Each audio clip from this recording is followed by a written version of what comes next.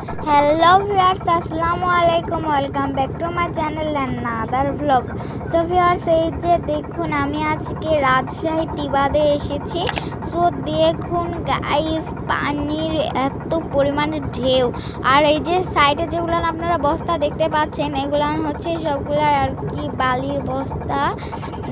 আমি তো দেখার পরেই নামতে ভয় পাচ্ছিলাম, সো সবার সাথে নামছি।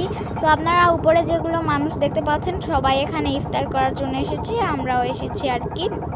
ঘুরে ফিরে ইফতার করে বাসায় যাব আর কি।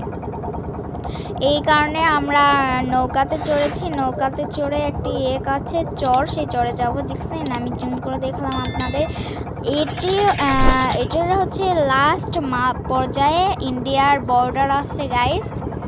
এই যে পানির ঢেউ দেখুন, এত পরিমাণের ভয়ঙ্কর। যদি এখানে কেউ একবার পড়ে যায় তাহলে মানে আরও আমরা হাসাইগাড়ি গিয়েছিলাম। সো হাসাইগাড়িতে এমনই ঢেউ ছিল, কিন্তু এত বেশি পানি ছিল না, এখন বেশি।